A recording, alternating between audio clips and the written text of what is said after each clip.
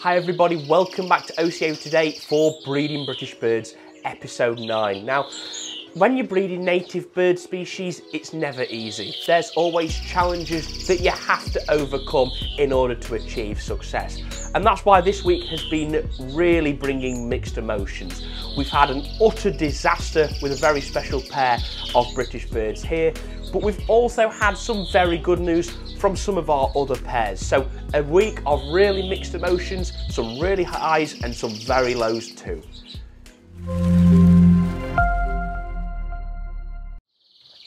It's been a few weeks since we last checked in with our pairs of lesser red poles. We're now 6 weeks into the breeding season with this species. They were paired up at the beginning of May and it's generally brought quite a bit of success, and this week particularly has. So we've had a number of different success stories with these species. To begin with, we have my best pair up here in the top corner. This is a 2-year-old hen, so a flighted hen. I bred off her last year, and she's critical to the foundation of building my proper stud of lesser red poles. And we have an outcross cockbird from a very successful line. They hatched 4 chicks just at the weekend, and I rung them just this morning. So they're looking fantastic. They're over there in that top corner. The pair are both rearing them, both parents are involved, and they're just doing a really good job. We've been giving them a mix of egg food, a little bit of germinated seed, and some frozen insects, and it's been doing the job perfectly for us so far. We've also had some other success stories. So we have this pair here in cage 4. They have been doing a really good job of rearing their chicks. Their chicks have just reached 2 weeks old and they have now jumped the nest. So we have 5 little lesser red pole chicks flying around in there, terrorising their parents, shouting for food. And they're all looking really good so far. I'm surprised to see at only 14 days old, they're already showing interest in feeding themselves. They've been picking up a couple of hard seeds and a little bit of insects off the floor. So that's really nice to see.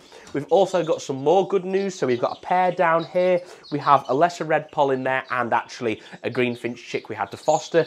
They're doing really good now at 10 days old. The pair are rearing them very well, and all the other pairs have actually gone back to nest. So we've got another pair on 5 or 6 eggs here.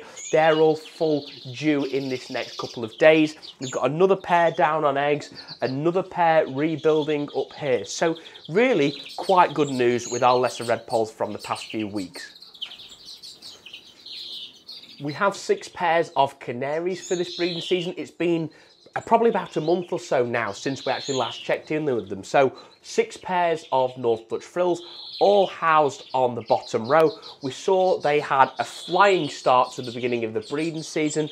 They did really well, and we've got a number of chicks. So we've weaned those chicks off. So we're going to go and see how they're getting on in the young bird room.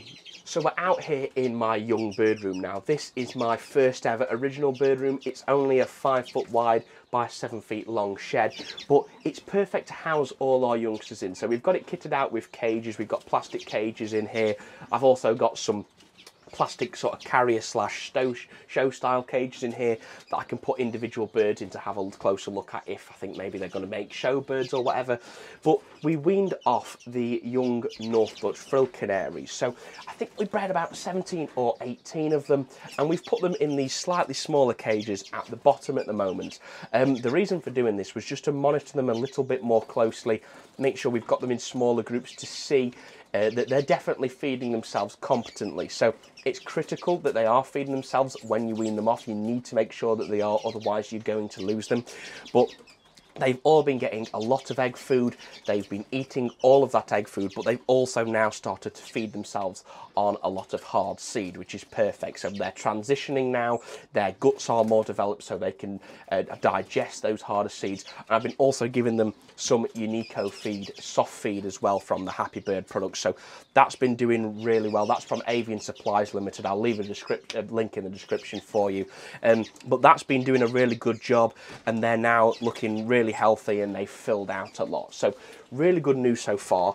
They're about 5 or 6 weeks old now, I think, something like that. So I do anticipate that they'll soon begin molting. So we'll have to move them up into some slightly larger cages now that they're competently eating for themselves. And then we'll have a look at the molting management of them in a later episode. Also, because the youngsters have been weaned from their parents, all of them have gone back to nest and rebuilt, which is really good news. Some of them sort of rebuilt whilst the chicks were still in there and the eggs didn't get sat on, which was a bit frustrating. So shall I say they probably had a rest for about 2 weeks, but they're now, majority of them, rebuilt and back on eggs, which is really good news. And a couple of them are filling in on some fostering duties where we've had some greenfinch eggs that just weren't sit on, the bullfinches which are causing problems and not sitting their eggs. So a couple of them have got some native birds eggs under them, just so we get a chance of breeding off a couple of the important pairs of natives, but so far so good with the canaries.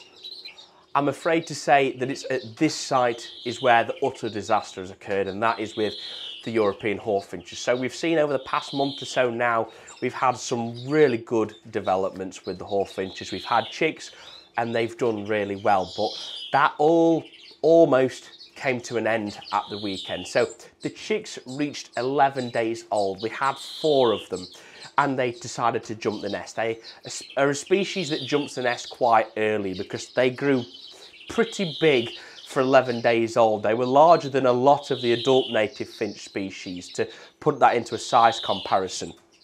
The chicks jumped the nest and they were running and scuttling around on the floor, shuffling because they couldn't really walk at this moment. And that's when the hen decided, in notorious hawfinch fashion, to stop feeding the chicks. So not really sure why she did it. It's something that I'm going to have to try and figure out and learn from. But as soon as the chicks jumped the nest, she fed them for about a day or so and then pretty much lost interest. The 2 smallest chicks were actually 2 males.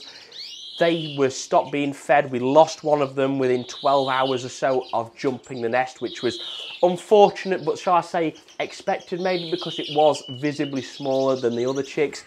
The following day, we lost the 2nd male hawfinch chick, which was extremely frustrating and very upsetting as well. But then it came down to 2 remaining. Thankfully, of those 2 remaining chicks from the original 4, they happen to both be the largest of them, and they also happen to both be females, which is quite nice for future breeding plans. But the reason I say that is because we did manage to save those chicks. It took a couple of days of touch and go, really. I had to fill in with some feeding duties, so I had to get the hand rearing equipment out and begin feeding them and topping them up every couple of hours. But the mum regained her interest and has since began feeding them again solely. So I've not really had to top them up since, which is quite good news. She's continued rearing them. And now at about 16 days old, they've sort of found their feet. They've pretty much learnt to walk now. I've put a couple of little branches on the floor, so they're now learning to perch for themselves, as you might be able to see. So that's really good news. And the way that I think I maybe encouraged this was a bit of guidance from a good friend of mine who breeds them. But I removed the nest site. The concern was, if the hen was looking to go back to nest, she was just going to completely ignore the chicks and let them die. So we removed the nest site. She couldn't get distracted at trying to rebuild. We haven't reintroduced a cockbird just yet because we was already having problems. And so far, things seem to be picking up again. So 2 chicks, they're looking well. It's a real shame. It's very upsetting that we lost the other 2. But if we can get these 2 to adulthood, I'll be really pleased.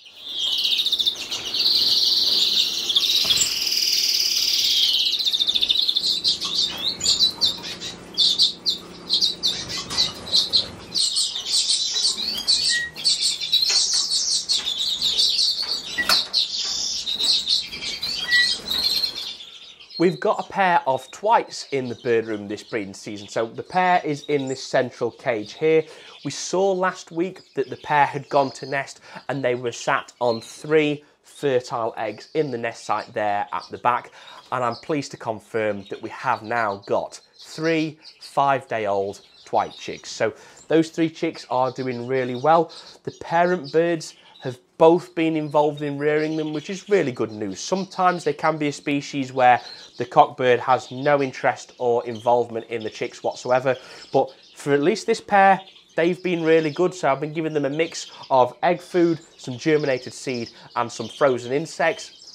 They've been going down really well, and the chicks are now looking like they're about to be ready to ring. So that's really good news. They'll be taking size B rings from the British Bird Council, so I'll leave a link in the description if you want some BBC rings. They're always really good quality. I'm exceptionally pleased with them this year. So really good news with the twites. I'm pleased that we'll hopefully be able to breed a couple of them this year. They're always a nice little species to have, always curious, cheeky little inquisitive birds. So we'll catch up with them next week and hopefully more good news. Anyway, everyone, that's all we've got time for in this week's episode. So if you'd like to see more episodes of Breeding British Birds and plenty of other content that we'll be going to be filming this summer, then please make sure to subscribe down below, smash a like on this video and follow us on Instagram and Facebook to get daily updates and behind the scenes footage of all of our birds. Now, thank you very much for watching once again. I'll see you in the next one. Take care.